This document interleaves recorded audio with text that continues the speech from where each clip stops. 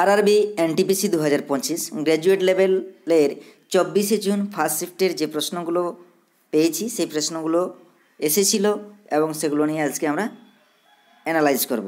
এবং যারা চ্যানেলে ফার্স্ট টাইম ভিজিট করছেন তারা অবশ্যই চ্যানেলটিকে সাবস্ক্রাইব করে বেল আইকনকে প্রেস করে রাখবেন পরবর্তী আপডেট পাওয়ার জন্য, ঠিক আছে। আর যারা পিডিএফ সংগ্রহ করতে চাও তারা টেলিগ্রাম গ্রুপে যুক্ত হয়ে যাও। টেলিগ্রাম গ্রুপের লিঙ্ক ডেসক্রিপশন বক্সে দেওয়া থাকবে, ঠিক আছে। চলো শুরু করা যাক। প্রথম প্রশ্ন কি রয়েছে দেখো।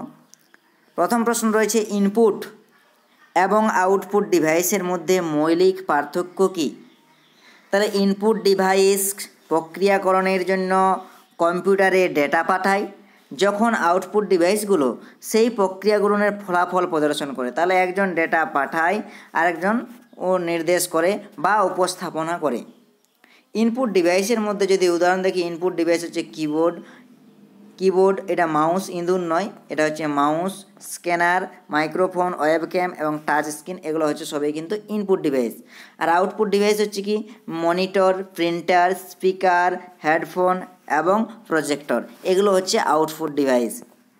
নেক্সট দেখো কি রয়েছে, এশিয়ান প্রোডাক্টিভিটি অর্গানাইজেশন এর চেয়ারপারসন কে। এই প্রোডাক্টিভিটি অর্গানাইজেশনের চেয়ারপারসন হলেন অমরদীপ সিং ভাটিয়া, যিনি ভারতের শিল্প এবং আভ্যন্তরীণ বাণিজ্য উন্নয়ন বিভাগের সচিব। নেক্সট দেখো কি প্রশ্ন হয়েছে, সন্ন্যাসী বিদ্রোহের মূল কারণ কি। তো সন্ন্যাসী বিদ্রোহের প্রাথমিক কারণ ছিল ব্রিটিশ ইস্ট ইন্ডিয়া কোম্পানি কর্তৃক ধর্মীয় তপস্বীদের অর্থাৎ সন্ন্যাসী এবং ফকিরদের উপর আরোপিত অর্থনৈতিক কষ্ট এবং বিধিনিষেধ, যারা তাদের জীবিকা নির্বাহের জন্য ভিক্ষা এবং দানের উপর নির্ভর করত। ব্রিটিশদের পবিত্র স্থান পরিদর্শনের উপর নিষেধাজ্ঞা, বিশেষ করে 1770 সালে ভয়াবহ বাংলায় দুর্ভিক্ষের পর বর্ধিত কর, এই ধর্মীয় ভিক্ষুকদের বেঁচে থাকার কোনো উপায় রাখেনি।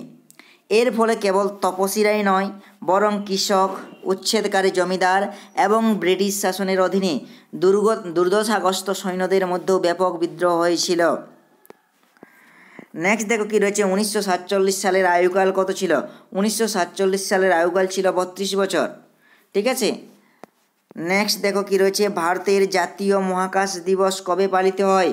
তাহলে মহাকাশ দিবস পালিত হয় চাঁদে চন্দ্রযান 3 এর সফল অবতরণের স্মরণে পালিত হয়। সেই দিনটি কবে, 23শে আগস্ট। তাহলে আমাদের জাতীয় মহাকাশ দিবস পালিত হয় 23শে আগস্ট। কোন শহর মহিলা লীগ উদ্বোধন করেন, সেটা হবে কি ঝাড়খণ্ডের রাঁচিতে মারাং গোমকে জয়পাল সিং স্ট্রোটার্ফ হকি স্টেডিয়ামে। সঠিক উত্তর হবে তাহলে ঝাড়খণ্ডের রাঁচি, ঠিক আছে। পরের প্রশ্ন কি এসেছিল, MS পাওয়ার পয়েন্ট ফাইলে এক্সটেনশন কি। তাহলে বর্তমানে পাওয়ার পয়েন্ট প্রেজেন্টেশনে প্রাথমিক ফাইল এক্সটেনশন হলো .pptx এবং পুরনো সংস্করণগুলিতে পাওয়ার পয়েন্টের পুরনোগুলিতে .ppt এক্সটেনশন ব্যবহার করা হতো। নেক্সট দেখো পরের প্রশ্ন কি এসেছিল, ASCII বড় হাতের অক্ষর B এর সংখ্যাসূচক মান কত। এর সংখ্যাসূচক মান হচ্ছে 66। ASCII তে বড় হাতের অক্ষর B এর সংখ্যাগত মান 66।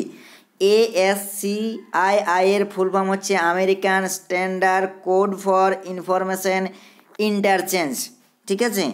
নেক্সট দেখো কি রয়েছে, ভারতের ক্যাগ সম্পর্কে একটি প্রশ্ন এসেছিল। ক্যাগের ফুল ফর্ম যদি দেখা যায় কন্ট্রোলার, ঠিক আছে, controller and auditor general of India, অর্থাৎ ভারতের নিয়ন্ত্রক ও অডিটর জেনারেল, যাকে সংক্ষেপে ক্যাগ বলা হয়। এটা কি করে, প্রেসিডেন্ট অফ ইন্ডিয়া ক্যাগ নিয়োগ করে, ঠিক আছে। এর হেডকোয়ার্টার বা কোথায় অবস্থিত ক্যাগ, নিউ দিল্লিতে এবং নিউ দিল্লি।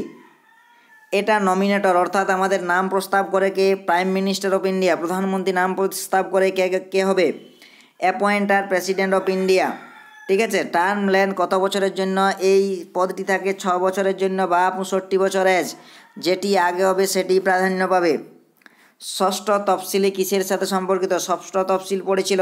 ষষ্ঠ তফসিল কিন্তু আমাদের এই উপজাতি সম্পর্কিত, অর্থাৎ ষষ্ঠ তফসিল আসাম, মেঘালয়, ত্রিপুরা এবং মিজোরামের রাজ্যের উপজাতি অঞ্চলের প্রশাসনের সাথে সম্পর্কিত, ঠিক আছে। তাহলে এটি উপজাতিদের অধিকার সংস্কৃতি রক্ষার জন্য উল্লেখযোগ্য স্বশাসন ক্ষমতা সহ স্বায়ত্তশাসিত জেলা এডিসিএস প্রতিষ্ঠার বিধানও করে। ঠিক আছে। নেক্সট দেখো কি রয়েছে, তার পিতা এবং বড় ভাইয়ের মৃত্যুর পর কে রাজা হন, মানে কোন রাজা তার পিতা এবং বড় ভাইয়ের মৃত্যুর পর রাজা হয়েছিলেন, সেটা হবে ঔরঙ্গজেব। যদি বলা থাকে যে থানেশ্বরের রাজা কে হন, তাহলে হবে কিন্তু হর্ষবর্ধন। ঠিক আছে। নেক্সট দেখো কি রয়েছে, ভৌত বাধা বা ফিজিক্যাল ব্যারিয়ারের কারণে সবচেয়ে কম জনবহুল এলাকা বা কোথায় সবচেয়ে কম জনসংখ্যা থাকে, সেটা হচ্ছে ডেজার্টে, অর্থাৎ মরুভূমি এলাকায় বা মরুভূমি অঞ্চলে।